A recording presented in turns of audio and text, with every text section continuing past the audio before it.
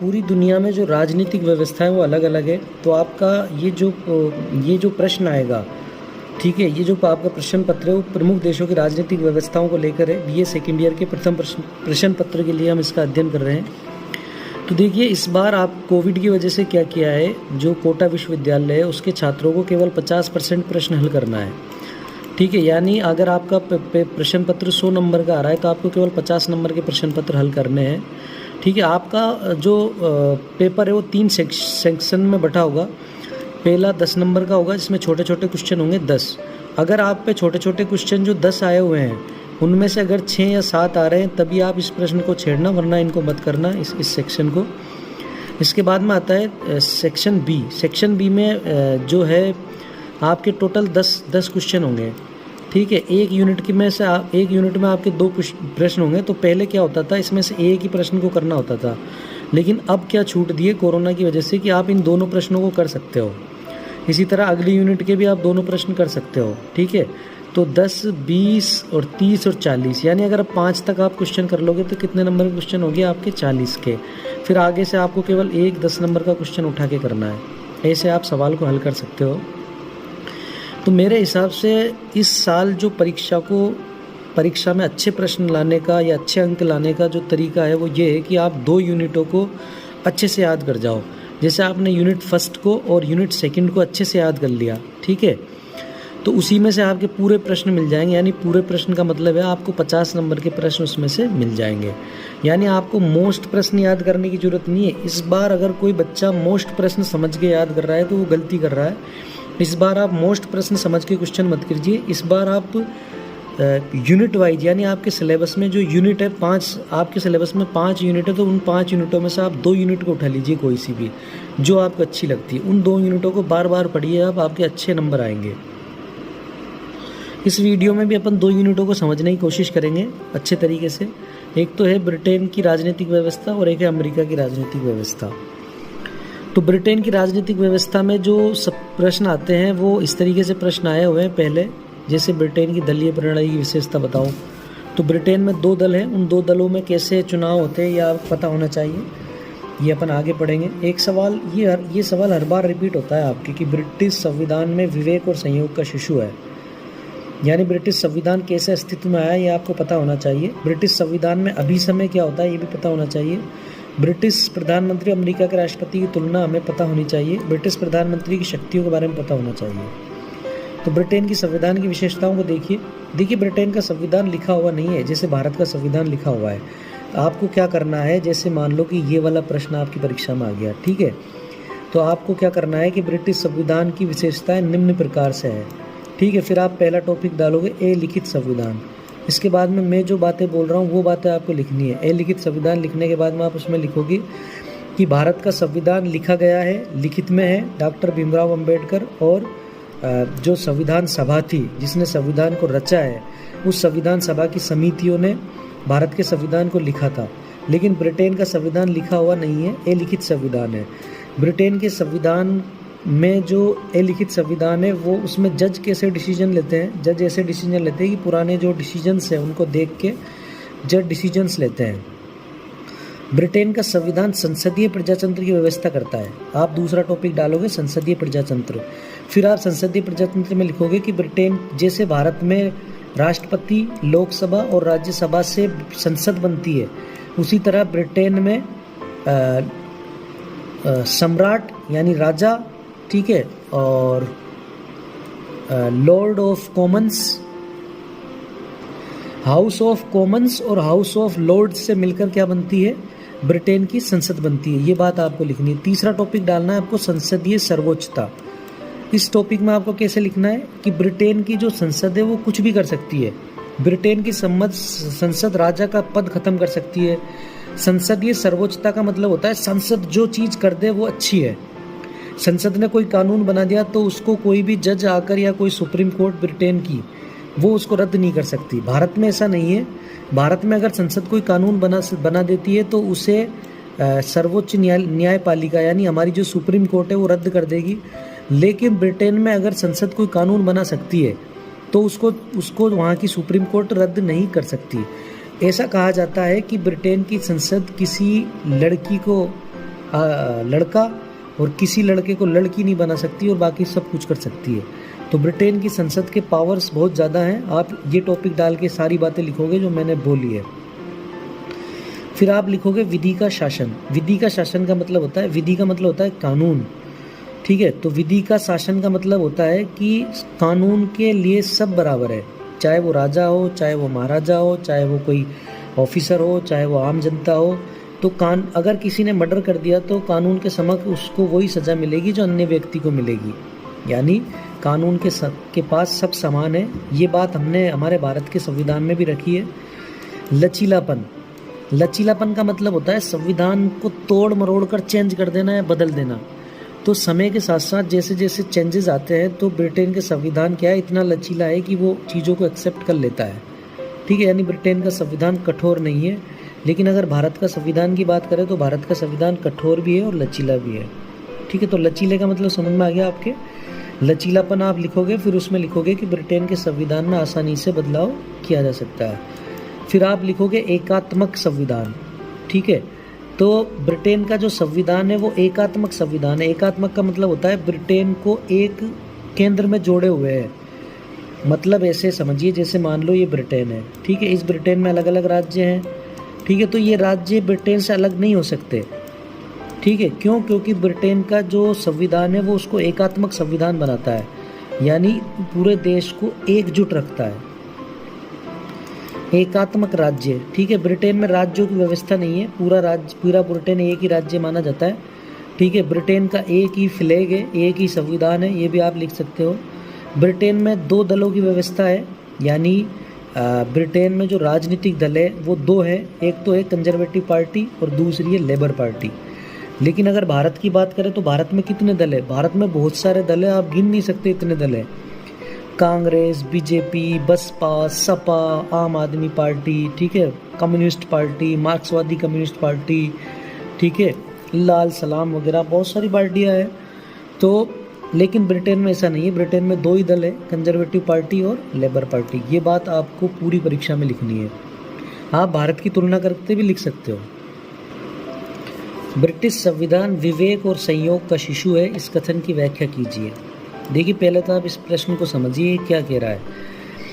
ये पहले तो आप संयोग का मतलब समझिए। संयोग का मतलब ये है, जैसे मान लो कि मैं सड़क पे जा रहा था, ठीक है, और मैंने सड़क को जब रोड पार किया, ठीक है, तो एक सामने से एक गाड़ी आ रही थी, ठीक है। गाड़ी तो मुझे ध्यान नहीं रहा और गाड़ी मेरे पास से निकल गई और मैं संयोग से बच गया, ठीक है। यानी ऐसा संयोग हुआ कि मैं गाड़ी से बच गया। और विवेक का मतलब क्या है? विवेक का मतलब ये है, जैसे मान लो कि मैं रोड पार कर रहा था तो मैंने मेरे आगे देखा, मेरे पीछे देखा, कोई गाड़ी नहीं थी और मैंने रोड को आसानी से पार कर लिया। तो विवेक का मतलब होता है सूझबूझ के कोई काम करना, और संयोग का मतलब होता है कि किस्मत से, यानी हम जा रहे थे और हमको अचानक से कोई चीज़ मिल गई तो वो हो गया संयोग। और विवेक का मतलब होता है कि किसी चीज़ को देख और परख कर, जैसे मान लो आपकी शादी हो रही है, ठीक है, तो आप किसी लड़की से आपकी सगाई हो जाती है तो वो संयोगवश आपकी उससे शादी हो जाती है, वो अच्छी लड़की होगी जो आपको मिल जाती है, ठीक है। लेकिन विवेक का मतलब होता है कि आप अपनी सूझबूझ से अपना जो हस्बैंड है या जो अपनी वाइफ है उसका चयन करें। जैसे आपने 2 लड़कियां देखी या आपने 2 लड़के देखे, वो दोनों लड़कियां वो दोनों लड़के आपने रिजेक्ट कर दिए। फिर इसके बाद में आपने तीसरी लड़की देखी या आपने तीसरा लड़का देखा, ठीक है, वो आपको पसंद आ गया, तो ये होता है विवेक। तो इस प्रश्न का मतलब ये है कि ब्रिटेन का जो संविधान है वो संयोग और विवेक का शिशु है। तो इसका मतलब समझिए। ब्रिटेन के संविधान का विकास भारत और अमेरिका से अलग है। भारत और अमेरिका से अलग कैसे है ब्रिटेन के संविधान का विकास? पहले बात तो आपको जब ये सवाल आ जाए तो आपको ये वाली लाइन लिखनी है, और इस लाइन को कैसे समझाना है आपको। देखिए भारत का संविधान और अमेरिका का संविधान लिखा गया है। कैसे लिखा गया है? पहले संविधान सभा बनी, जैसे मान लो कि 200 आदमियों की ये संविधान सभा बनी, और इस संविधान सभा में से इन आदमियों ने फिर इसकी रचना करी। किसकी? संविधान की। और ये संविधान हमारे हाथ में आ गया। तो अमेरिका में और भारत में तो ऐसे हुआ है, लेकिन ब्रिटेन में कैसे हुआ है? ब्रिटेन में ऐसा नहीं हुआ। ब्रिटेन में कुछ ऐतिहासिक घटनाएं ऐसी हुई कि संविधान अपने आप बनता चला गया। यानी ब्रिटेन के संविधान का क्रमिक रूप से विकास हुआ है, यानी संयोग और विवेक के साथ विकास हुआ है, ठीक है। तो ब्रिटेन का संविधान संयोग से कैसे बना है, संयोग का शिशु, ठीक है। तो संयोगवश यानी किस्मत से कुछ ऐसी घटनाएं हो गई जिनसे ब्रिटेन का संविधान की राह आसान हो गई। तो वो संयोगवश यानी किस्मत से ही कौन कौन सी घटनाएं हुई थी। एक तो ब्रिटेन में राजपद का आना हुआ था, ठीक है, और इसका विकास हुआ। देखिए आज भी ब्रिटेन में राजा का पद है, सम्राट का पद है। तो पहला टॉपिक आप डालोगे कि राजपद का आना। तो राजा का जो पद है वो ब्रिटेन में आया और राजा के पद से लोगों को संतुष्टि हुई। तो आज भी राजा का पद बना हुआ है ब्रिटेन में, ठीक है। और धीरे धीरे जो राजा का पद है उसको ब्रिटेन का जो ब्रिटेन के जो संविधान है उसने राजा को केवल एक तरीके से जो रबड़ की जो मोहर होती है उस तरीके से राजा का पद बनाया हुआ है ब्रिटेन में। इसको वहाँ पे शुभ माना जाता है, ठीक है। और इसको धीरे धीरे इसका विकास हुआ है।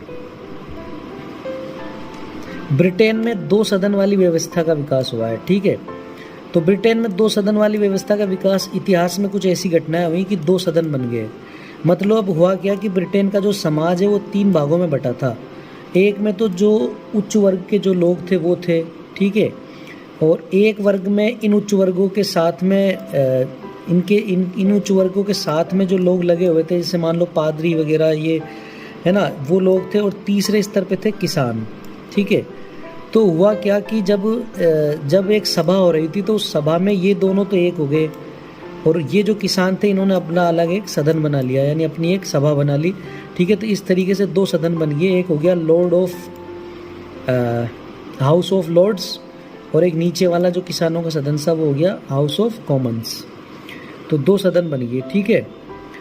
फिर इसके बाद में मंत्रिमंडल की अध्यक्षता के लिए प्रधानमंत्री का पद चुना गया, ठीक है। फिर इसमें क्या हुआ, संसद की सर्वोच्चता का सिद्धांत डाल दिया गया इतिहास के हिसाब से। फिर मंत्रिमंडल का सामूहिक उत्तरदायित्व का सिद्धांत भी इसमें आ गया। तो ये सारी चीज़ें हमारे भारत में है, केवल राजपद की जगह हमारे यहाँ क्या है, राष्ट्रपति का पद है। ब्रिटेन में कुछ चीज़ें हैं जो विवेक से यानी समझदारी से ली गई है ब्रिटेन के संविधान में, ठीक है। तो ये जो विवेक से जो शिशु पैदा हुआ है यानी जो संविधान बना है वो कौन से कानून जोड़े गए। एक तो राजतंत्र जो है ना उसको ख़त्म नहीं किया गया, लेकिन राजतंत्र को ऐसे ही बना दिया कि भाई हाँ आप बैठे रहो बस और जो कानून बन के आए उन पे सिग्नेचर कर दो, जैसे हमारा राष्ट्रपति होता है ना, इस तरीके से। तो ब्रिटेन में एक तरीके से लोकतंत्री काम कर रहा है, ठीक है। लेकिन पहले क्या होता था, पहले जो ब्रिटेन का राजा होता था ना वो पूरी अथॉरिटी रखता था। पूरी अथॉरिटी यानी किसको राजा, किसको प्रधानमंत्री बनाना है, कहाँ पे सेना को कहाँ पे युद्ध लड़ना है, ठीक है, किस देश से अच्छे संबंध बनाने हैं, तो वो राजा डिसीजन लेता था पूरे।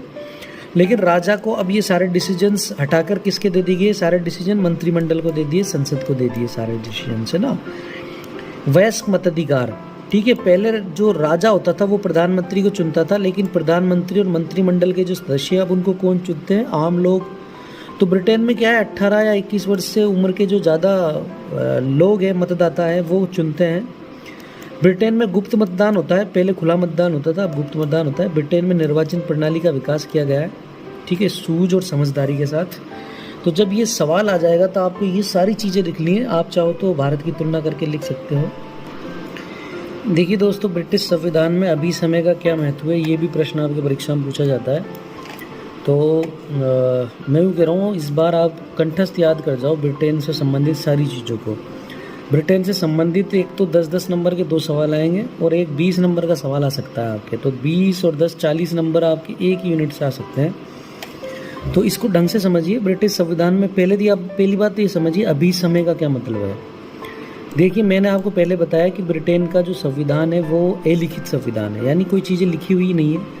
तो ब्रिटेन में कानून कैसे काम करते हैं, देखिए ब्रिटेन में जो प्रथाएं हैं और जो समझौते हैं या जो सूत्र हैं वो चले आ रहे हैं पहले से ही, ठीक है।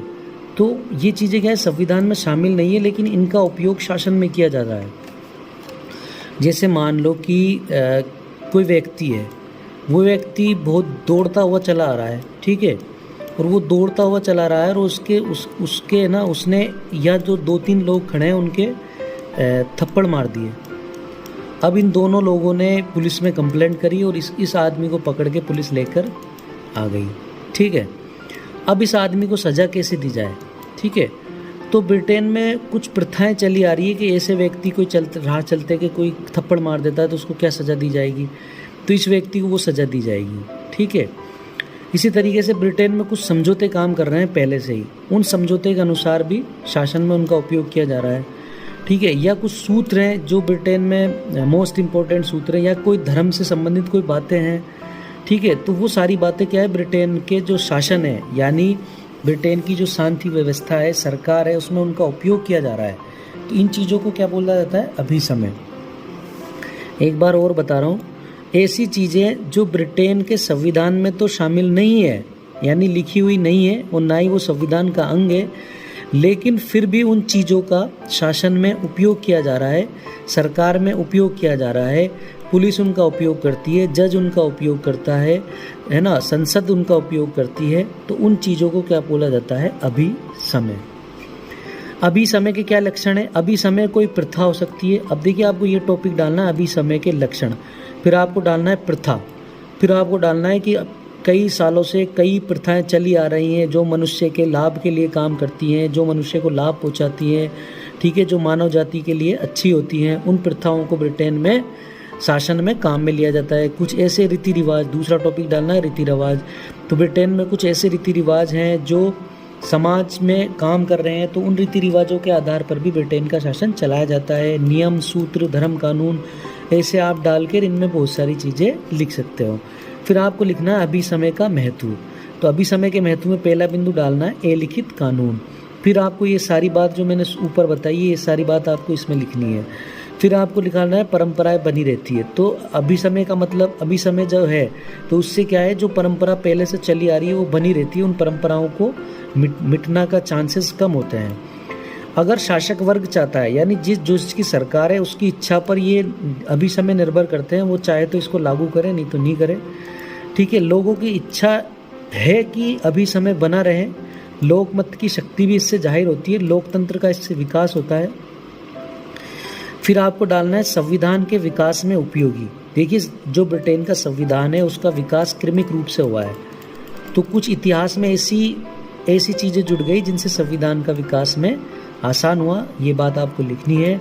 संविधान का आधार बनी है कई अभिसमय, समाज सेवा के लिए अभिसमय काम करता है। ठीक है। प्रशासन के नियमों में लचीलापन आता है। जैसे मान लो कि मैंने बताया कोई आदमी थप्पड़ देकर जज के पास चला गया, अब जज ने क्या किया, जज ने ये कहा इन दोनों लोगों से जिनको इसने थप्पड़ मारे थे, इसने कहा तुम इसको थप्पड़ मारो जोर जोर से। ठीक है। तो ये व्यक्ति क्या करेंगे, जिस व्यक्ति ने इनको थप्पड़ दिया था इनको थप्पड़ मारेंगे, और वो व्यक्ति को, इन दोनों व्यक्ति को और इस व्यक्ति को जज छोड़ देगा कि अब ठीक है, अब जाओ। ठीक है। लेकिन भारत में क्या होगा, भारत में इसको जेल में पटक दिया जाएगा, फिर जेल में सड़ता रहेगा, 3 दिन बाद इसकी सुनवाई होगी। तो प्रशासन के नियमों में जो लचीलापन है, ठीक है, उसमें अभिसमय काम करते हैं। कट्टरपंथ की जो विचारधारा है उनका खात्मा होता है, नई नई चीज़ें अभिसमय बन जाती है। अगला सवाल है, ब्रिटेन का जो प्रधानमंत्री है उसकी शक्तियों और स्थिति का परीक्षण कीजिए। तो पहले तो आपको ये बात लिखनी है कि ब्रिटेन की जो सरकार में जो वास्तव में जो प्रधानमंत्री की सरकार होती है, भारत की तरह ब्रिटेन का पीएम भी मंत्रिमंडल का मुखिया होता है। पीएम बहुमत वाले दल का नेता होता है जिसकी नियुक्ति राजा द्वारा होती है। ये बात आपको लिखनी है। अगर भारत के बारे में ये बात लिखनी होती तो आपको क्या क्या लिखते हैं यहाँ पे, आप ये लिखते हैं कि जिसकी नियुक्ति राष्ट्रपति द्वारा होती है, लेकिन ये ब्रिटेन का प्रधानमंत्री है, तो ब्रिटेन के प्रधानमंत्री को कौन चुनता है, राजा। ब्रिटेन की संसद के 3 अंग है, पहला अंग है राजा, दूसरा है हाउस ऑफ कॉमन्स और तीसरा है हाउस ऑफ लॉर्ड्स। ठीक है। जैसे हमारी राज्यसभा है ऐसे है हाउस ऑफ लॉर्ड्स। ठीक है। जैसे हमारी लोकसभा है ऐसे है हाउस ऑफ कॉमन्स और ऊपर है राजा। ठीक है। तो राजा को क्या पावर है, राजा को प्रधानमंत्री चुनने का अधिकार है। फिर प्रधानमंत्री क्या करता है, फिर प्रधानमंत्री अपना मंत्रिमंडलों को चुनता है।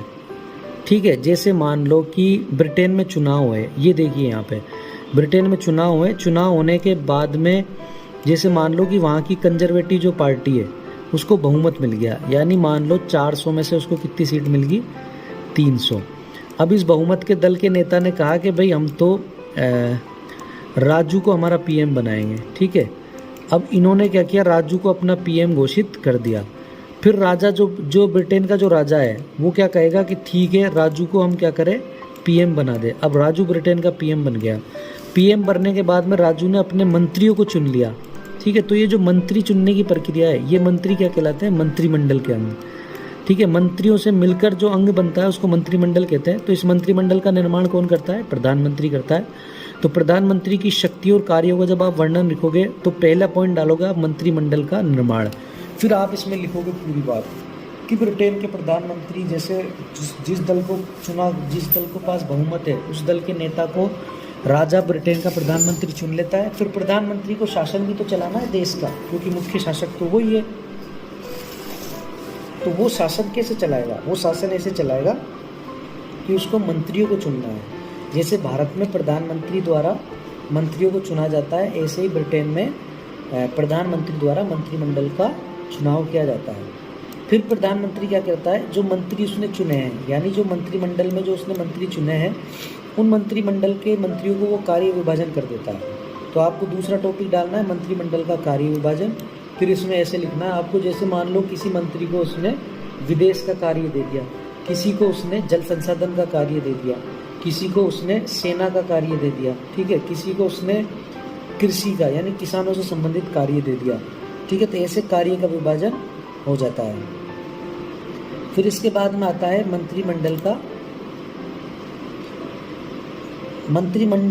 का कार्य विभाजन के बाद में आता है मंत्रिमंडल और राजा के बीच की कड़ी। देखिए मंत्रिमंडल क्या काम कर रहा है, ये बात राजा किससे पूछेगा? ब्रिटेन का राजा प्रधानमंत्री से, ठीक है। या फिर ब्रिटेन के राजा को ये कहना है कि यार मंत्री जी आप ये काम करो, इसको ऐसे ढंग से करो। तो मंत्री तो राजा किससे कहेगा? राजा कहेगा प्रधानमंत्री से। प्रधानमंत्री किससे कहेगा? फिर मंत्री से। तो मंत्रिमंडल और राजा के बीच की जो कड़ी है वो कौन है? प्रधानमंत्री। जैसे मान लो कि कोई हस्बैंड है और ये कोई वाइफ है, ठीक है, ये तो वाइफ है और ये हस्बैंड है, ठीक है। इन दोनों के बीच में मान लो लड़ाई हो जाती है, ठीक है, और ये इनका बच्चा है, ठीक है। अब इन दोनों के बीच में लड़ाई हो गई, अब इनको कोई काम कराना है, ठीक है। तो ये पत्नी क्या कहेगी कि राजू अपने पापा से कह दो खाना खा लें, ठीक है। फिर ये जो हस्बैंड है वो कहेगा अपने बेटे से कि बेटा मम्मी से कह दो मुझे भूख नहीं है, ठीक है। तो बच्चा क्या करेगा? बच्चा फिर मम्मी से कहेगा कि पापा ने कहा कि उसे भूख नहीं है, और मम्मी जब बच्चे से कहेगी तो बच्चा किससे आके कहेगा? पापा से कि पापा खाना खा लो मम्मी कह रही है। तो इनके बीच में जो बात को पहुंचाने का काम कर रहा है वो कौन कर रहा है? बच्चा, ठीक है। तो इसी तरह इसको आप एक राजा समझो और इसको आप क्या समझो? मंत्रिमंडल, ठीक है। तो इन दोनों के बीच में जो काम कर रहा है वो कौन है? प्रधानमंत्री। हालांकि ये उदाहरण मैंने गलत ले लिया, प्रधानमंत्री बहुत शक्तिशाली होता है, ठीक है। प्रधानमंत्री चाहे तो ये जो मंत्रिमंडल है इस पूरी मंत्रिमंडल को ख़त्म कर सकता है, मंत्रिमंडल में बदलाव कर सकता है, ठीक है, मंत्रिमंडल का अंत कर सकता है। विदेशों के मामले प्रधानमंत्री देखता है, ठीक है। शासन पर पूरा नियंत्रण प्रधानमंत्री रखता है। आपातकालीन शक्तियाँ होती है ब्रिटेन के प्रधानमंत्री के पास, यानी वो चाहे तो कई सारे आपातकाल लगा सकता है, जैसे वित्तीय आपातकाल लगा दिया उसने, ठीक है। या मान लो कि वहाँ की जो जनता है उसकी सैलरी में से कटौती कर सकता है वो। प्रधानमंत्री की स्थिति पता है कैसी होती है? प्रधानमंत्री जैसे मान लो कि ब्रिटेन के जो मंत्रिमंडल है वो नाव है, तो उस नाव को चलाने वाला जो मल्ला है वो प्रधानमंत्री कहलाएगा। प्रधानमंत्री काफ़ी शक्तिशाली पद होता है ब्रिटेन में। मंत्रिमंडल का जो मुखिया होता है वो प्रधानमंत्री होता है। ब्रिटेन का असली शासक कौन होता है? प्रधानमंत्री। राजा केवल नाम मात्र का शासक होता है। विदेशी मामलों का संचालन ब्रिटेन का प्रधानमंत्री ही करता है। परमाणु बम से हमले करने या नहीं करने, किससे युद्ध लड़ना है किससे नहीं लड़ना, इसका अंततः निर्णय कौन लेता है? प्रधानमंत्री लेता है अपनी मंत्रिमंडल से विचार विमर्श करके। तो देखिए जब आपके ये प्रश्न आ जाए तो ये सारे टॉपिक्स आपको लिखने हैं, और ये बहुत सीधे टॉपिक्स है, इसमें आपको ज़्यादा दिमाग लगाने की या रटने की ज़रूरत नहीं है। आप एक मंत्रिमंडल शब्द पकड़ लीजिए, फिर मंत्रिमंडल में सारी चीज़ें जोड़ दीजिए आप। मंत्रिमंडल का विभाजन, मंत्रिमंडल में कार्य का विभाजन, मंत्रिमंडल का चुनाव, मंत्रिमंडल को ख़त्म करना, ठीक है, मंत्रिमंडल से विदेशों के काम करना, राजा और मंत्रिमंडल के बीच में शासन की कड़ी, ये सारी चीज़ें आप लिख सकते हो। अपने भारत में भी तो ऐसे ही होता है शासन। इसके बाद में आता है ब्रिटेन की संसद की सर्वोच्चता को समझाइए। ब्रिटेन की संसद की प्रभुता पर एक लेख लिखिए, ब्रिटेन की संसदीय व्यवस्था को समझाइए। तो इसमें अगर ये तीनों सवाल आ जाते हैं आपके, तो इन तीनों का सवाल आपको एक जैसा ही देना है उत्तर इनका। तीनों का उत्तर एक जैसा ही है, लेकिन मैं आपको एक कहानी बता रहा हूँ छोटी सी। ब्रिटेन की संसद एक लड़के को लड़की नहीं बना सकती और एक लड़की को लड़का नहीं बना सकती, इसके अलावा वो कुछ भी कर सकती है। ब्रिटेन की संसद ने कोई कानून बना दिया तो वो कानून फिर वहाँ की जो सुप्रीम कोर्ट है वो भी नहीं बदल सकती, वहाँ का राजा भी नहीं बदल सकता, ठीक है। ब्रिटेन की अब आपको पता है संसद का क्या मतलब है? सबसे पहले तो क्या पता किसी बच्चे के ये समझ में नहीं आ रहा हो। संसद का मतलब होता है जैसे हमारे यहाँ पे लोकसभा, राज्यसभा और राष्ट्रपति है, इन तीनों से मिलकर संसद बनी है, ऐसे ही ब्रिटेन में संसद बनी हुई है। उस संसद में एक तो राजा है और दूसरा क्या है, हाउस ऑफ कॉमन्स, और तीसरा क्या है, हाउस ऑफ लॉर्ड्स। लॉर्ड्स का मतलब जैसे हमारा राज्यसभा है ऐसे, कॉमन्स का मतलब जैसे हमारी लोकसभा है ऐसे, और राजा जैसे हमारा राष्ट्रपति है ऐसे। तो ब्रिटेन की जो संसद है ना, यानी संसद का मतलब है हाउस ऑफ कॉमन्स और हाउस ऑफ लॉर्ड्स ने जो कानून बना दिया, राजा ने उस पर हस्ताक्षर कर दिए, तो वो कानून सबसे बड़ा कानून है। ना तो कोई सुप्रीम कोर्ट रद्द करेगी उसको, ना ही कोई राष्ट्रपति इसको रद्द करेगा, है ना। देखिए ये लिख रहा है, जिस तरह भारत की संसद के 3 अंग हैं उसी तरह ब्रिटेन की संसद के 3 अंग हैं, सम्राट, लोकसभा और कॉमन सभा। लोकसभा और कॉमन सभा भारत की राज्यसभा और लोकसभा के समान है।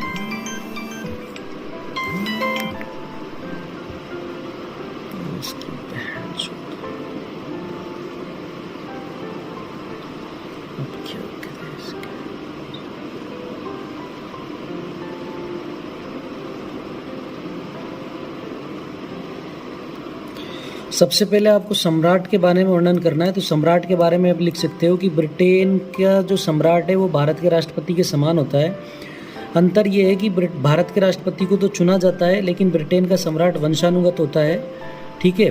तो लोक सभा और जो हाउस ऑफ कॉमन्स है, ठीक है, तो वो सभा जो है यानी लोक सभा और कॉमन सभा, तो ये जो दोनों सभाएं हैं, ये जो कानून पास करती है तो उसको सम्राट हस्ताक्षर करके कानून बना देता है। फिर आपको लोक सभा के बारे में वर्णन करना है। लोक सभा के बारे में आप बताना कि हमारे यहाँ की जो राज्यसभा है, ऐसे ही वहाँ की जो लोक सभा होती है उसे उच्च सदन कहते हैं, वो कभी विघटित नहीं होता, ठीक है। और उसके सदस्य बार बार चुने जाते रहते हैं। हमारे राज्यसभा की तरह वो कभी विघटित नहीं होता, वो स्थायी सदन होता है। उसके सदस्य विभिन्न तरीक़ों से चुने जाते हैं, ठीक है। कुछ आजीवन के लिए चुने जाते हैं, कुछ राजघराने से चुने जाते हैं और कुछ का चुनाव से चयन किया जाता है। कार्य और शक्तियाँ क्या हैं लोक सभा की? लोक सभा की कार्य और शक्तियाँ हमारा जो राज्यसभा है उसकी तरह ही है।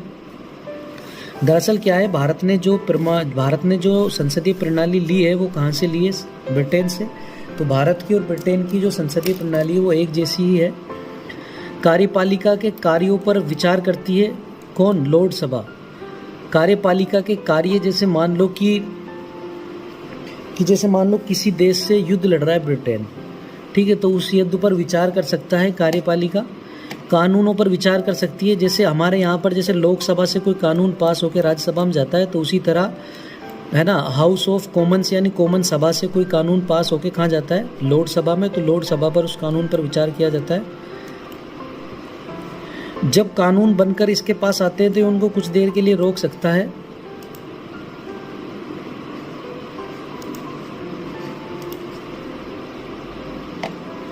ये शक्तिहीन सदन है, ठीक है। ये जो कॉमन सभा है उसकी तरह ये शक्तिशाली नहीं है। कॉमन सभा क्या है? हमारे यहाँ की लोकसभा की तरह कॉमन सभा है।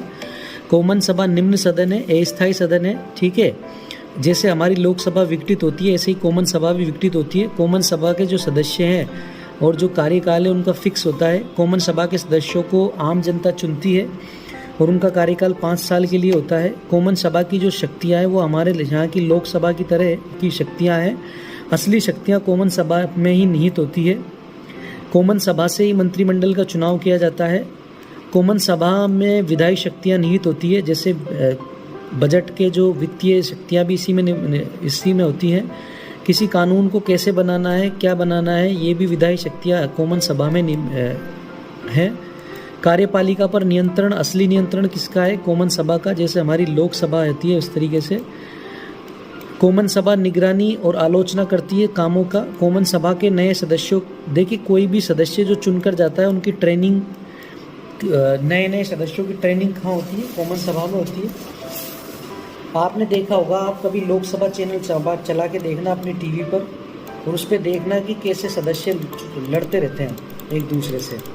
तो इसी तरह ब्रिटेन में भी जो कॉमन सभा है, यानी यहाँ की लोकसभा की तरह जो सभा है, उसमें भी सदस्य ऐसे ही लड़ते रहते हैं और नए सदस्य उनको देखते रहते हैं। तो नए सदस्यों के लिए एक ट्रेनिंग का काम करता है वो। कॉमन सभा एक तरीके से राजनीतिक शिक्षा का केंद्र है। देखिए, यहाँ से लोगों को शिक्षा मिलती है, जिससे आप और मैं हैं। इसी तरह ब्रिटेन की जो आम जनता है वो राजनीतिक व्यवस्था कहाँ से सीखेगी? कॉमन सभा से सीखेगी। कॉमन सभा की अध्यक्षता एक स्पीकर करता है। जैसे हमारा लोकसभा का अध्यक्ष होता है, ऐसे ही वहाँ पर कॉमन सभा का एक अध्यक्ष होता है। ब्रिटेन की संसद की सर्वोच्चता या संप्रभुता का क्या अर्थ है? इसका मतलब ये है कि ब्रिटेन की संसद ने कोई कानून बना दिया तो वो कानून सर्वोपरि होता है, उसको कोई नहीं रोक सकता, कोई नहीं तोड़ सकता। लेकिन भारत की संसद कोई कानून बना दे तो सुप्रीम कोर्ट उसको ख़त्म कर सकती है, लेकिन ब्रिटेन में ऐसा नहीं है। ठीक है, ब्रिटेन के में जो कानून बन जाते हैं उनकी न्यायिक समीक्षा नहीं होती। ठीक है, और ब्रिटेन की संसद चाहे तो राजा का पद बनाए रखे और वो चाहे तो राजा का पद खत्म कर दे। देखिए, ब्रिटेन की संसद, जैसे मान लो ब्रिटेन की संसद है, इसने कोई कानून बनाया तो कोई सुप्रीम कोर्ट इस पर राय वगैरह व्यक्त नहीं कर सकती। कोई कानून बन गया तो बन गया। ठीक है, अगर सुप्रीम कोर्ट उस कानून को देखे करे और उसको रद्द कर दे तो उसको न्यायिक पुनर्विलोकन कहते हैं, जो कि ब्रिटेन में ऐसा नहीं है। मैं कह रहा हूँ आप 2 यूनिटों को याद करके जाओ। ठीक है, ब्रिटेन के संविधान से आपके पास 3 प्रश्न आएंगे, लगभग 10-10 नंबर के 2 प्रश्न, यानी 20, और एक 20 नंबर का प्रश्न 40। इसी तरह आप संयुक्त राज्य अमेरिका की जो 2nd यूनिट है वो याद करके जाओ। ठीक है, इसमें से भी आपके पास 2 सवाल आएंगे। ठीक है, तो इन दोनों सवालों को आप कर दोगे तो आपके पास 50-60 नंबर का पेपर तैयार हो रहा है। तो अब अपन अमेरिका के संविधान वगैरह वो समझेंगे।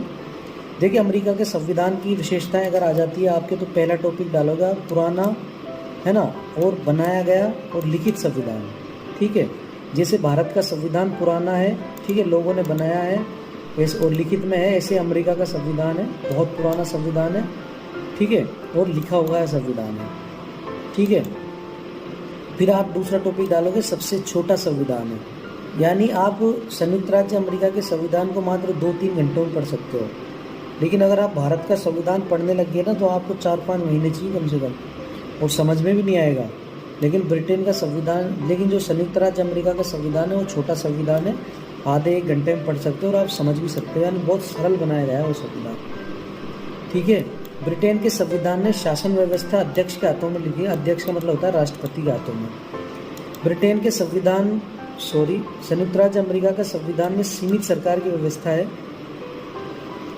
सीमित सरकार का मतलब ये है, जैसे मान लो ब्रिटेन की संसद ने कोई कानून बना दिया तो उसे कोई रद्द नहीं कर सकता, ना सुप्रीम कोर्ट रद्द कर सकती है, ना कोई और रद्द कर सकता है। लेकिन संयुक्त अमेरिका की कोई संसद है, उसने कानून बना दिया तो उसको सुप्रीम कोर्ट रद्द कर सकती है। तो इसका मतलब क्या है, वहाँ पर सीमित सरकार है। न्यायिक सर्वोच्चता वाला संविधान है, यानी सुप्रीम कोर्ट के जो डिसीजंस होते हैं वो अंतिम डिसीजंस होते हैं। ठीक है, उन्हें हटाया नहीं जा सकता। वहाँ पर न्यायिक पुनर्विलोकन की शक्ति है। जैसे मान लो कि वहाँ की संसद ने कोई कानून बना दिया तो सर्वोच्च न्यायालय उसको देखेगा कि ये कानून सही है या गलत है। ठीक है, तो उस कानून को वो रद्द भी कर सकता है। इसे न्यायिक पुनर्विलोकन की शक्ति कहते हैं। ठीक है, ये टॉपिक आपको डालना है और ये बातें जो मैं बोल रहा हूँ वो लिखनी है। अमेरिका में जनता द्वारा चुने गए प्रतिनिधियों से बना हुआ लोकतंत्र काम करता है। जैसे हमारे यहाँ पर हम संसद के सदस्यों को चुनते हैं और हम विधानसभा के सदस्यों को चुनते हैं, उसी तरह वहाँ पर जनता द्वारा प्रतिनिधियों को चुना जाता है। वहाँ पर संघात्मक शासन है, यानी राज्यों से बना हुआ संघ है। देखिए, ऐसे समझिए, जैसे मान लो ये पूरा संयुक्त राज्य अमेरिका है। ठीक है, तो इसमें ऐसे स्टेट्स हैं, जैसे हमारे यहाँ पे स्टेट है ना, राजस्थान, MP, ऐसे वहाँ पर स्टेट है, और ये स्टेट मिलकर क्या बना रहे हैं, संयुक्त राज्य अमेरिका। देखिए, संयुक्त का मतलब होता है जोड़ा, और राज्य यानी राज्यों को जोड़कर संयुक्त जो चीज़ बनाई गई उसका नाम क्या है, अमेरिका। तो इसका नाम ही ऐसा है, संयुक्त राज्य अमेरिका। भारत में देखिए एकल नागरिकता का प्रावधान है, यानी आज मैं और आप कहाँ के नागरिक हैं, भारत के। लेकिन अगर हमने ब्रिटेन की नागरिकता ले ली तो क्या होगा, हमारी भारत की नागरिकता खत्म हो जाएगी। लेकिन अमेरिका में ऐसा नहीं है। अमेरिका के नागरिक ने अगर ब्रिटेन की नागरिकता ले ली तो उसकी नागरिकता खत्म नहीं होगी, यानी वहाँ पर 2 नागरिकता का प्रावधान है, यानी वहाँ का कोई आदमी 2 नागरिकता ले सकता है। ब्रिटेन के संविधान और संयुक्त राज्य अमेरिका के संविधान में 2 सदन की व्यवस्था है, ठीक है। जैसे हमारे यहाँ पे लोकसभा और विधानसभा है, ऐसे ही वहाँ पर 2 सदन है, ठीक है, सीनेट और लॉर्ड ऑफ सभा। राज्यों के वहाँ अलग अलग झंडे होते हैं, ठीक है, और वहाँ पर राज्य अपना अलग अलग संविधान बना सकते हैं। जैसे पहले अपने कश्मीर का अलग संविधान था और अलग झंडा था, ठीक है, लेकिन अदर स्टेट्स का अलग संविधान और अलग झंडा नहीं था। लेकिन अमेरिका में ऐसा नहीं है, अमेरिका में प्रत्येक राज्य का अपना झंडा होता है और अपना संविधान होता है, अपनी खुद की न्यायपालिका होती है। जैसे मान लो कि अमेरिका में 50 राज्य, तो वो 50 राज्यों का अपना अलग अलग संविधान है, अपना अलग अलग झंडा है, ठीक है। वहाँ पर गणतंत्र की स्थापना है। गणतंत्र का मतलब होता है राष्ट्रपति का चुना जाना। तो अमेरिका में क्या है कि राष्ट्रपति चुना जाता है, तो जहाँ पर भी राष्ट्रपति यानी वहाँ का जो प्रमुख चुना जाता है तो उसको गणतंत्र कहते हैं। ब्रिटेन में गणतंत्र नहीं है, क्योंकि ब्रिटेन में जो राजा होता है वो चुना नहीं जाता, वो वंशानुगत होता है। तो जहाँ पर जो देश का प्रमुख चुना जाता है तो उसको बोलते हैं गणतंत्र। तो संयुक्त राज्य अमेरिका का प्रमुख कौन है? राष्ट्रपति, और राष्ट्रपति को क्या है? चुना जाता है। तो अमेरिका में क्या है? गणतंत्र की स्थापना है, ठीक है। अमेरिका की संघीय व्यवस्था के बारे में समझाइए, ये प्रश्न काफ़ी बार परीक्षा में पूछा जाता है। पहले तो आप संघ का मतलब समझिए, संघीय व्यवस्था का मतलब समझिए। जैसे मान लो कि ये पूरा संयुक्त राज्य अमेरिका है, ठीक है। अभी संयुक्त राज्य अमेरिका को ऐसे बांट रखा है राज्यों में, ठीक है। तो ये ऐसे जो अलग अलग राज्य हैं, ये कितने हैं टोटल राज्य? 50। ऐसे करके कितने राज्य हैं टोटल? 50, ठीक है। इन राज्यों में तो राज्य सरकार काम करती है। जैसे हमारे यहाँ पर राजस्थान की सरकार काम करती है, मध्य प्रदेश सरकार काम करती है, और सेंटर में बीजेपी की सरकार काम कर रही है। सेंटर वाली का बोलेंगे पर केंद्र सरकार। तो ऐसे ही अमेरिका में सेंटर में भी एक केंद्र सरकार काम करती है, राज्य में अपनी अपनी सरकारें काम करती है, ठीक है। तो जब राज्य और केंद्र सरकार दोनों मिलकर सरकार चलाते हैं, ठीक है, तो उसको बोलते हैं अपन संघीय व्यवस्था, ठीक है। यानी राज्यों से या इकाइयों से मिलकर जब किसी संस्था का निर्माण होता है तो उसको संघ बोलते हैं। संघीय व्यवस्था का अर्थ आपके समझ में आ ही गया, ठीक है। अमेरिका की जो संघीय विशेषता है उसके बारे में समझिए। तो अमेरिका का जो संविधान है वो लिखित में है, ठीक है, और संक्षिप्त है, यानी छोटा सा संविधान जिसको आप आधे घंटे में पढ़ सकते हो। सबसे पहले तो आपको ये लिखना है, ठीक है। इसके बाद में आपको लिखना है दूसरा टॉपिक, कठोर संविधान। अमेरिका का जो संविधान है वो कठोर है, और उसमें उसके जो अमेरिका में के संविधान में जो बातें लिख दी गई वो परमानेंट है, उनको बदला नहीं जा सकता। यानी देखिए, जिस संविधान में आसानी से बदलाव किया जा सके वो होता है लचीला, और जिस संविधान में आसानी से बदलाव नहीं किया जा सकता उसको बोलते हैं कठोर। तो आपको दूसरा टॉपिक डालना है कठोर संविधान, फिर उसमें लिखना है अमेरिका का संविधान बहुत कठोर है क्योंकि उसमें आसानी से बदलाव नहीं किया जा सकता। फिर तीसरा टॉपिक डालना है आपको शक्तियों का विभाजन।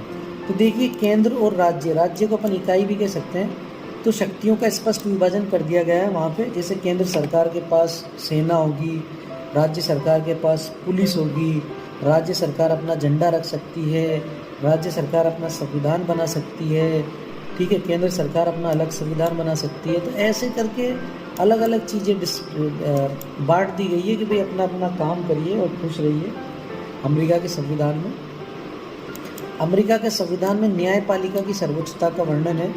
न्यायपालिका की सर्वोच्चता का मतलब ये है कि जैसे मान लो कि कोई भी सरकार, चाहे वो केंद्र सरकार हो वो राज्य सरकार हो, अगर कोई कानून बनाती है या कोई डिसीजंस लेती है तो वहाँ की जो सुप्रीम कोर्ट है, ठीक है, तो वो सुप्रीम कोर्ट उसको रद्द कर सकती है। यही क्या है? न्यायिक पुनर्विलोकन कहलाता है, और यही न्यायपालिका की सर्वोच्चता कहलाती है। ये बातें आप लिख सकते हो पूरी की पूरी। संविधान की सर्वोच्चता, देखिए संविधान की सर्वोच्चता ये है कि संविधान को सर्वोपरि माना गया है अमेरिका में, ठीक है, जबकि ब्रिटेन में किसको माना गया है सर्वोपरि? संसद को। बात समझना थोड़ी सी। ब्रिटेन की संसद ने जो बना दिया वो बना दिया, लेकिन अमेरिका की संसद ने जो बनाया उसको न्यायपालिका रद्द कर सकती है, ठीक है। तो संविधान की सर्वोच्चता है, न्यायपालिका की सर्वोच्चता है वहाँ पर।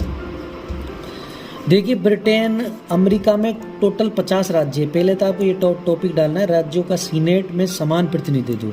फिर इसमें आपको लिखना है कि अमेरिका में टोटल 50 राज्य हैं, ठीक है, और एक राज्य को 2 सीट दी गई है, ठीक है। तो अमेरिका का जो सीनेट है यानी उच्च सदन है, जैसे हमारा राज्यसभा है, तो उसमें टोटल कितने सदस्य बैठ सकते हैं? 100 सदस्य। तो एक स्टेट को कितनी सीटें दी गई है? 2। तो टोटल स्टेट कितने हो गए? 50।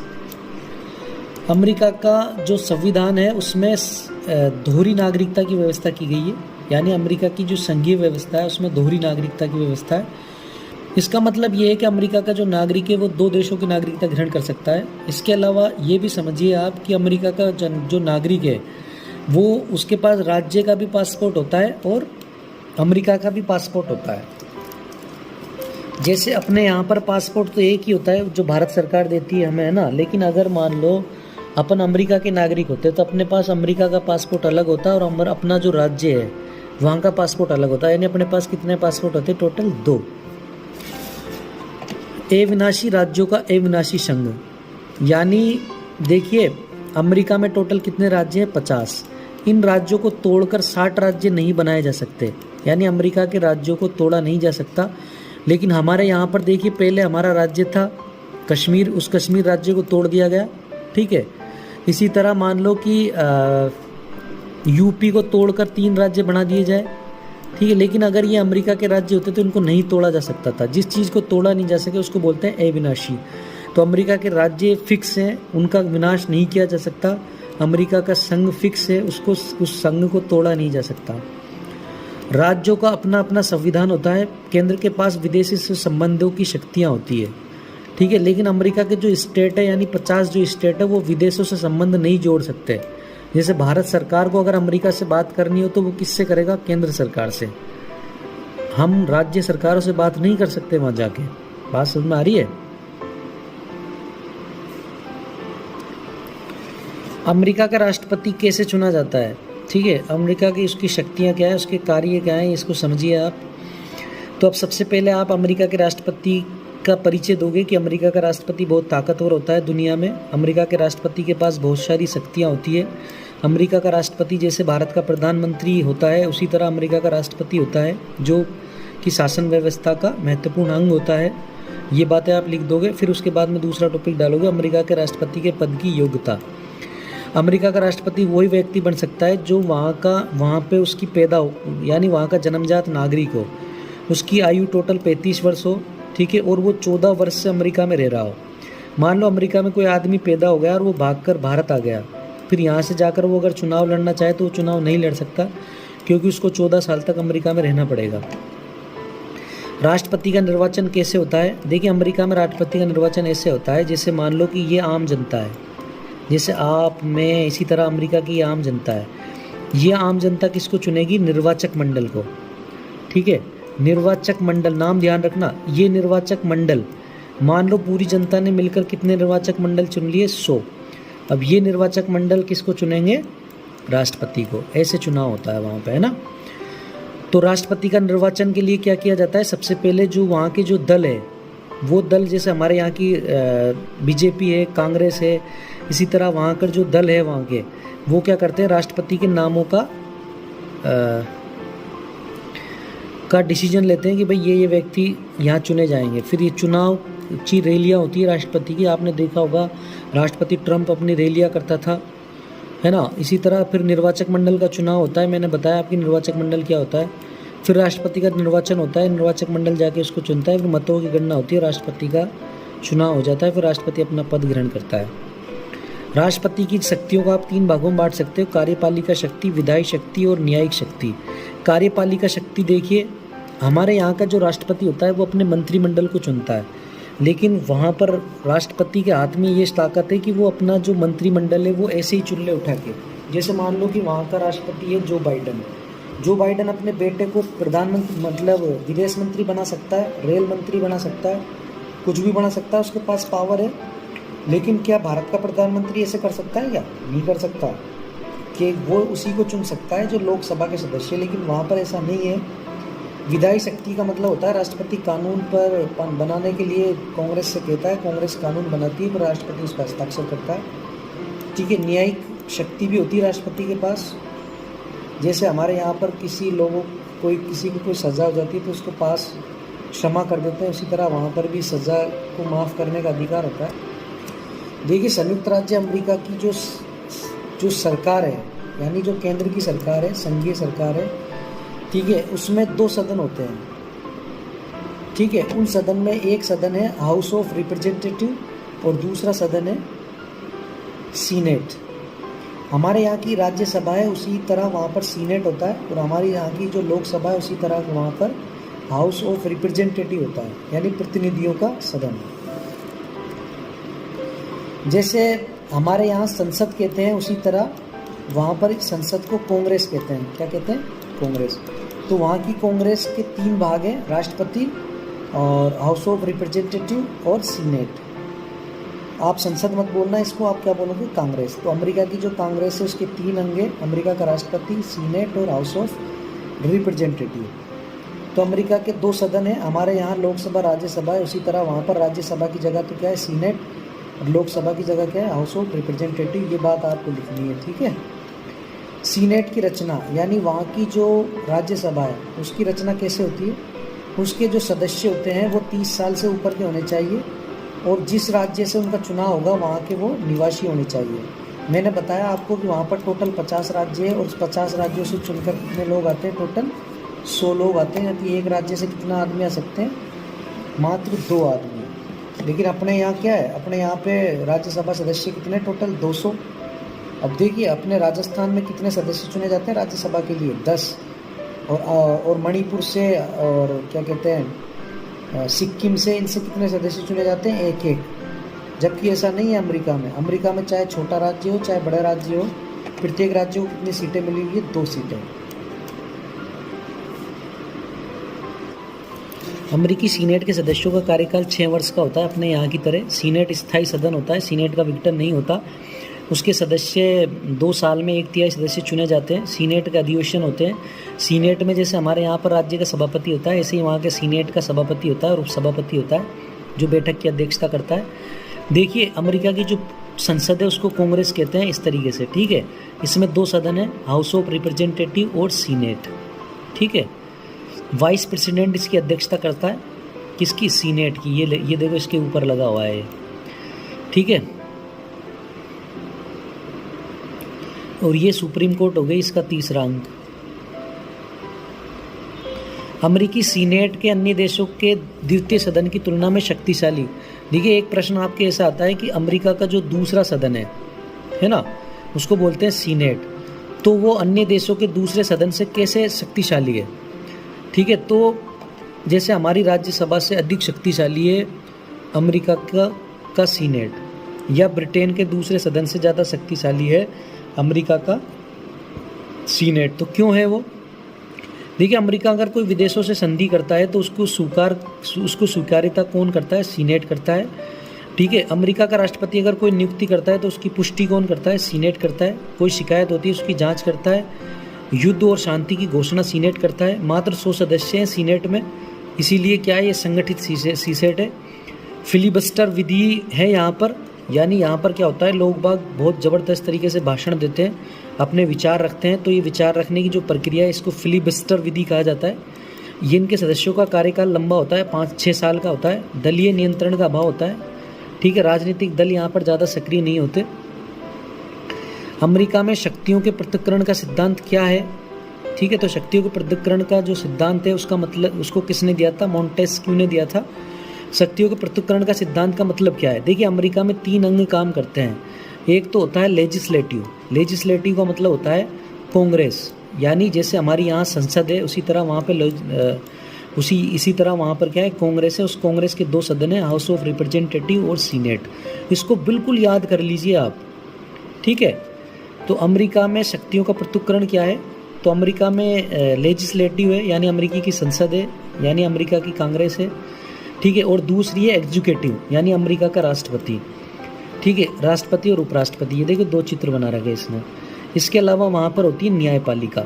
न्यायपालिका में मेन कौन है? Supreme court. तो अमेरिका के 3 अंग हो गए मुख्य। एक तो हो गया कांग्रेस, एक हो गया राष्ट्रपति और एक हो गया न्यायपालिका, अब इन तीनों की अलग अलग शक्तियाँ हैं, ठीक है। तो इन शक्तियों में जो बंटवारा किया गया है वो बोलते हैं अमेरिका में शक्तियों का पृथक्करण। अब मोंटेस्क्यू ने क्या कहा, मोंटेस्क्यू ने ये कहा कि किसी भी सरकार के जो 3 अंग है, इस 3 अंग कौन कौन से हैं, संसद, और दूसरा है राष्ट्रपति, और तीसरा है न्यायपालिका। तो मोंटेस्क्यू ने कहा कि इन तीनों में जो कार्य का विभाजन है वो स्पष्ट रूप से होना चाहिए, ठीक है। एक दूसरे के काम में टांग नहीं अड़ाना चाहिए, ठीक है। तो शक्तियों के पृथक्करण के सिद्धांत का यूएसए में प्रयोग हो रहा है। सदस्यों का चयन, यानी देखिए ये अपने सदस्यों का चयन अपने हिसाब से करती है ना। राष्ट्रपति अपने सदस्यों को अपने हिसाब से चुनता है और न्यायपालिका अपने सदस्यों को खुद चुनती है। तो सदस्यों का चयन ये अपने अपने हिसाब से करते हैं, अपने अपने कार्यों का विभाजन स्पष्ट कर रखा है, इनका अपना अपना क्षेत्र है, इनके अपने अपने उत्तरदायित्व है। उत्तरदायित्व का मतलब ये है जैसे किसी को कोई कार्य सौंप दे तो वो कार्य करे। जैसे मैंने आपको बोल दिया कि भाई आपको ये यूनिट आज याद करनी है, ठीक है, तो आपका उत्तरदायित्व बनता है कि उस यूनिट को आप याद करें। तो इसी तरह अमेरिका के सीनेट के जो तीनों अंग, मतलब अमेरिका के संसद के जो कोई उत्तरदायित्व दिया गया है तो उस उत्तरदायित्व को पूरी करती है। अमेरिका में अध्यक्षता वाला शासन काम कर रहा है। अवरोध और संतुलन की व्यवस्था। तो अवरोध और संतुलन का क्या मतलब होता है? अवरोध और संतुलन का मतलब होता है अगर ये आगे बढ़कर कोई ऐसा काम कर रहा है जो गलत है, ठीक है, तो ये न्यायपालिका उसको रोक सकती है, ठीक है। राष्ट्रपति कोई ऐसा डिसीजन ले रहा है जो गलत है तो न्यायपालिका उसको रोक सकती है, ठीक है। इसी तरह न्यायपालिका के जो जज वगैरह हैं उनको चुनने की जो इनकी भूमिका है, तो इससे क्या है न्यायपालिका पर भी नियंत्रण इनका बना रहता है। तो ये आपस में एक दूसरे को संतुलित करते रहते हैं। तो आपको कैसे लिखना है इस चीज़ को, अवरोध और संतुलन के सिद्धांत को? ऐसे लिखना है कि अमेरिका में जो कॉन्स्टिट्यूशन है, संविधान, उसके अनुसार 3 मुख्य अंग हैं। एक तो है लेजिस्लेटिव, एक है राष्ट्रपति और एक है जुडिशियल, ठीक है, यानी कार्यपालिका, न्यायपालिका और व्यवस्थापिका। हिंदी में अगर आप याद करो तो व्यवस्थापिका, कार्यपालिका और न्यायपालिका तीनों अपने अपने हिसाब से अपना अपना काम कर रही हैं, ठीक है। तीनों में अवरोध होता है, यानी एक दूसरे की बुराई होती है, एक दूसरे के कामों में टांग अड़ाई जाती है, ठीक है, लेकिन फिर एक दूसरे में इसमें संतुलन हो जाता है, ठीक है। तो ये आपको लिखना है। न्यायिक पुनर्विलोकन क्या होता है? देखिए, न्यायिक पुनर्विलोकन का मतलब होता है कि जैसे मान लो कि लेजिस्लेटिव ने कोई कानून बनाया, यानी कांग्रेस ने कोई कानून बनाया, अमेरिका की कांग्रेस ने कोई कानून बनाया, उस कानून को किसने लागू किया?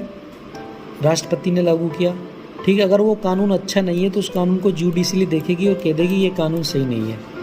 जैसे मान लो कि अमेरिकी की कांग्रेस ने ये कानून बनाया कि अमेरिका और कोलंबिया के बीच में दीवार खींच दी जाए, ठीक है।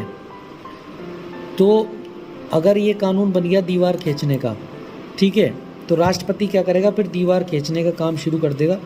अब न्यायपालिका ये कहेगी कि दीवार खींचना सही नहीं है, तो यहाँ पर जो अमेरिका और कोलंबिया के बीच में जो दीवार खींचेगी वो रद्द हो जाएगी। ये न्यायिक पुनर्विलोकन है। तो न्यायिक पुनर्विलोकन का मतलब ये है कि अमेरिका की कांग्रेस जब कोई कानून बनाती है या राष्ट्रपति कोई आदेश देता है तो उसको वहाँ की जो सुप्रीम कोर्ट है वो ये देखती है कि आदेश और कानून संविधान के अनुसार सही है या नहीं।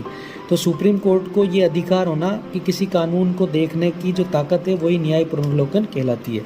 एक बार और सुनिए, अमेरिका में अगर कोई कानून बनता है तो वहाँ की न्यायपालिका उसको रद्द कर सकती है, वो ये देख सकती है कि वो सही है या गलत है। तो अमेरिका की न्यायपालिका को जो ये शक्ति मिली है वही न्यायिक पुनर्विलोकन की शक्ति है। अमेरिका में न्यायिक पुनर्विलोकन का प्रयोग हो रहा है, कई बार हुआ है। न्यायिक पुनर्विलोकन का महत्व ये है कि वहाँ तानाशाही की व्यवस्था स्थापित नहीं हो रही, लोगों को न्याय मिला हुआ है, वहाँ पर जनता खुश है, ठीक है, वहाँ पर जो है सामाजिक कल्याण के काम होते हैं, वहाँ पर प्रेस की स्वतंत्रता बनी हुई है, वहाँ पर लोकतंत्र कायम है, सबसे पुराना लोकतंत्र अभी भी कायम है, वहाँ पर राजतंत्र तानाशाही नहीं है, ठीक है, वहाँ पर जो है नए नए विचारों को जगह दी जाती है, ठीक है, वहाँ पर जो न्यायपालिका है वो अपना काम ढंग से कर रही है, अभी भी वहाँ के जो तीनों अंग हैं वो अभी भी अपना काम कर रहे हैं। ये सारी बातें आप इसमें लिख सकते हो, ठीक है सर। इन दोनों, ठीक है बॉयज़ और बच्चों, आप ये जो दोनों यूनिट है इनको आप ढंग से लिख कर जाइए, इनको समझ कर जाइए और अच्छे से पेपर करके आइए।